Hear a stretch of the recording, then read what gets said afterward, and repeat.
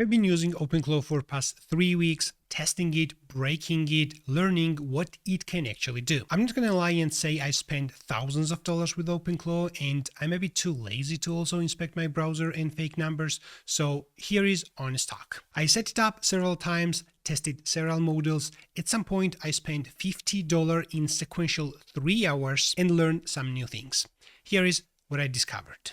Hey, my name is Zura and I am the Codeholic, and on this channel I share my 14 years of engineering experience. 3 weeks ago I installed OpenClaw, the AI assistant that's been blowing up everywhere and gaining 200,000 GitHub stars in several days. But after spending some money on different AI models, setting it up on different environments, and making it to do a real work, I learned new things which I think will be super useful if you also plan to install and start using OpenClaw. The video is based on my real experience, the expensive part, the surprising part, and what actually works.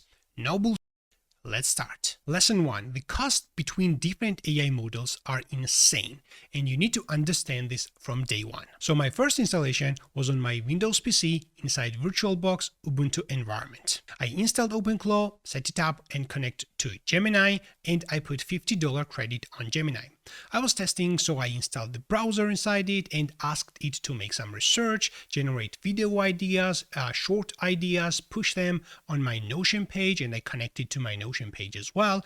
Also try to edit some shorts for my YouTube channel. The first experience was quite good. That $50 Gemini credit actually lasted for 3-4 days, which is quite reasonable. Then I moved into Hostinger VPS. I set it up there, I connected to Anthropic Opus 4.5 model, because at the time 4.6 was not released yet, and I used, yes, Anthropic, I used your API key, not OAuth token. I set up 2 agents, Tony and Jimmy. Tony was delegating editing task to Jimmy. I was trying to automate my YouTube Shorts editing, removing silence parts, remove the duplicated parts, make it polished. I started with Opus 4.5 and I noticed that credits were disappearing like in real time. Then I switched into Sonnet 4.5, but that didn't help also, and in 3 hours I had $50 credit spent, and luckily I managed to export one short, which was quite good. Let's do the math. $50 in 3 hours, if you run this constantly doing some work on 24/7,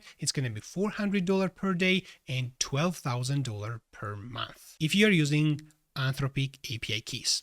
And here's my chronological experience. After Opus 4.5, switched to Sonnet 4.5, both were great.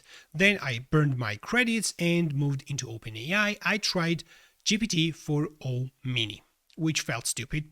It was practically useless. I didn't manage to remember the context. Practically, I never managed it to do the work I wanted it to do. So then I upgraded into GPT 5.1. It was better, but the experience was never close to Sonnet 4.5. I upgraded into GPT 5.2. GPT 5.2 is more or less okay. If you train this properly, it is able to do the work for you. But again, as I mentioned, the experience is not close to Sonnet 4.5. And here is lesson 2. The intelligence between different AI models is massive.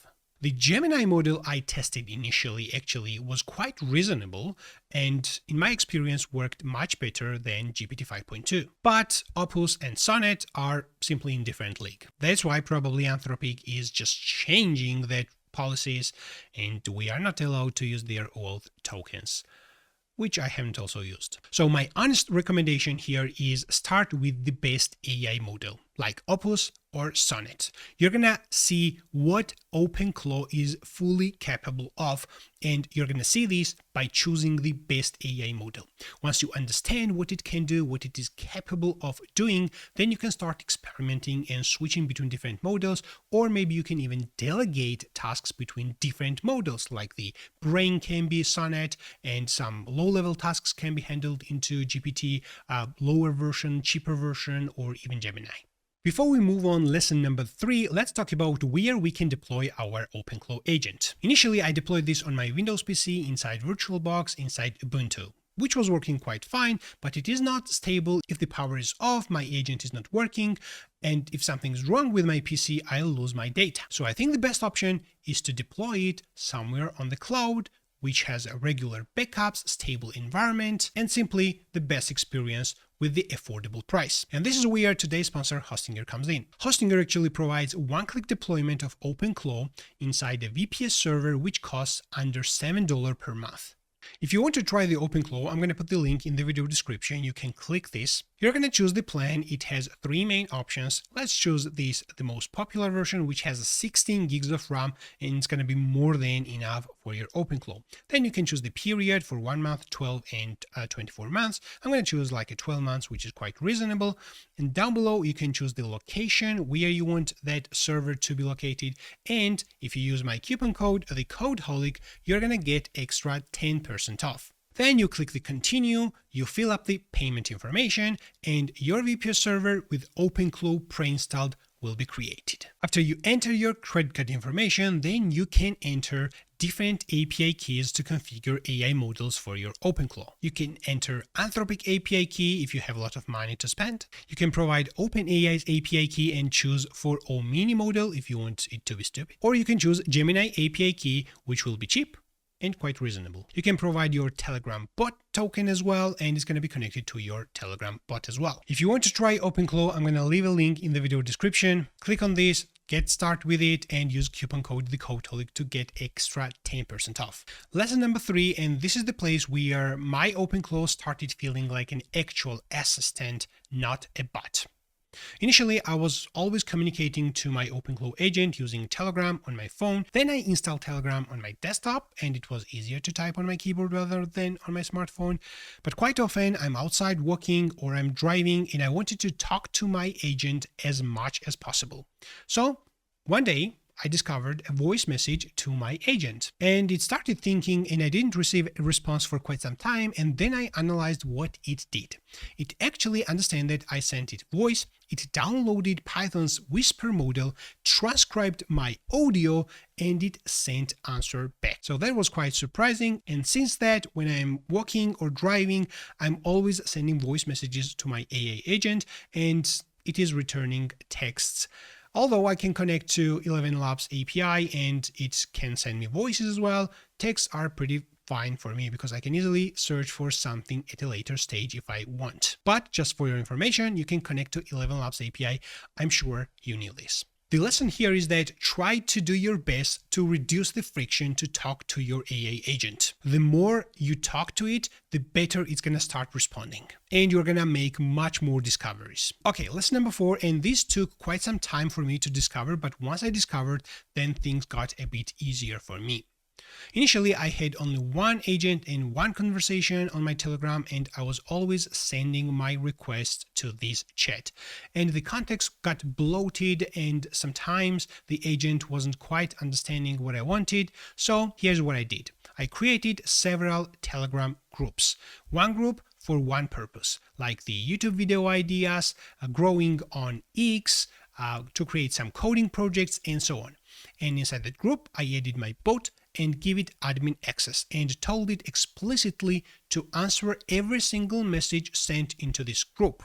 I also told it that in this group, only it and I was involved, so I wanted it to send and reply my every message. And it went into OpenClaw configuration and it updated a setting there to answer every message inside the group, because by default bots don't answer messages inside the group because they think that there are other people inside the group and they don't want to spam other people. And that solved a couple of problems for me. Now when I want to talk to my agent regarding my YouTube video ideas, I know where I need to talk about this. If I want to create some project, I create a group, I add bot, and later stage when the project is completed, I don't need this anymore, I can delete that group. That keeps me organized, and plus I have the main bot for like a general type of discussion or simply for some different tasks. Okay, let's talk about the task that burned my $50 in just 3 hours. That was my YouTube short editing task. I opened the OpenClaw and I wanted to automate my YouTube shorts editing. So here's what I asked to my OpenClaw agent,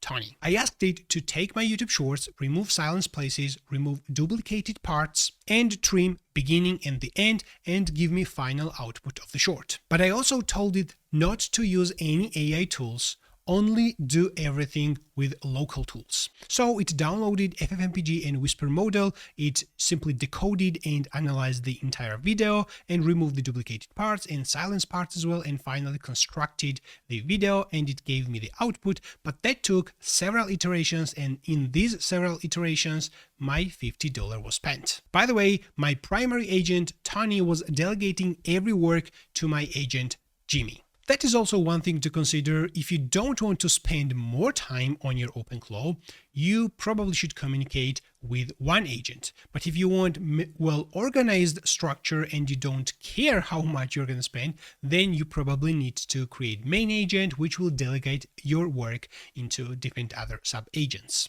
So this wasn't like a magic AI editing. This was using a traditional tools, but orchestrated with AI agent. Right now, I feel OpenClaw has much more potential than I am currently using. There are things I can improve in my workflows, optimizations I can make, capabilities I have not fully tested yet. OpenClaw is a technology which I'm gonna definitely be using a lot in 2026. Here are my final 3 advices if you are planning to use OpenClaw. Allocate some budget for experimentation. Start with the best AI models and set up proper infrastructure which you can reset if you mess up something easily, and which will be stable if you establish your OpenClaw. You can check the Hostinger's pre-installed OpenClaw VPS. The link will be in the video description.